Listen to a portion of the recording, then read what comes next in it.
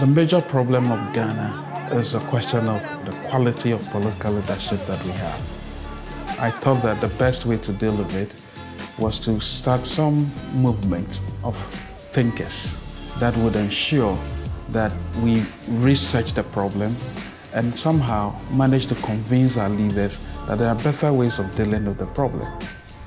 My name is Franklin Kujo. I'm Ghanaian. I run a think tank in Ghana called IMANI Center for Policy and Education. We are currently at my university. This was the place I wrote the essay for the St. Gallen Symposium in 2001. When I learned that I've been selected and invited to the St. Gallen Symposium, it was a joyous moment for me. It sounded to me as if my world of opportunities had just opened. It was the first time I was going to travel out of the country. Actually, the first time I was going to sit in an aeroplane.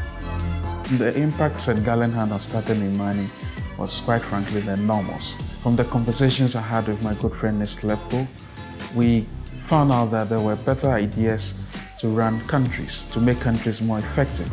Hi, good morning everyone. Good morning. IMANI is a think tank based in Ghana. We've been ranked severally in the top 5 most influential think tanks in Africa and the most influential think tank in Ghana since 2012.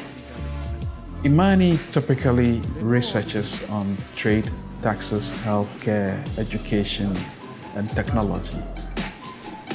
IMANI was established in 2004, and there was a need for a think tank like that because the established think tanks on the continent at the time had a one-way track of dealing with issues. We essentially speak to a small group of elites and then cater to them, and then nothing was changing. Well, our strategy to get our messages out are twofold. First of all, we ensure that the messaging is quite clear. The second part is the vehicle to convey this message, which is the media. The media has been our most important ally because they are the ones who carry our messages across. IMANI is unique. If you are not careful who you speak to, you are going to always be pushed between one political party or the other. So IMANI provides a very refreshing, independent, alternative voice. We don't always agree with some of the positions they take, but we think that they make it easier for us to do good quality work quicker. The biggest success of IMANI has to do with a project we started and called Manifesto.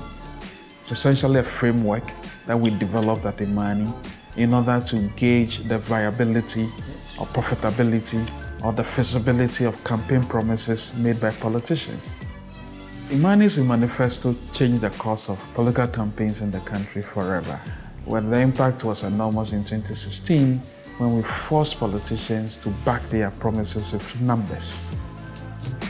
For me, it's humbling enough when I hear my finance minister, Franklin, let's meet and chat about the budget.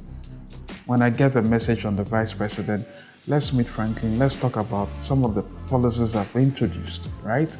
That is being called to the table, and that's what matters. If you're not called to the table of decision makers, I don't think you have the influence yet. My hope for Ghana is a country that would not ever need aid ever again. I like to see women in leadership in this country. I like to see a woman president. I have more women at my think tank than men because women are smarter. And I hope that I can live in a country where my kids will be free to do anything they want.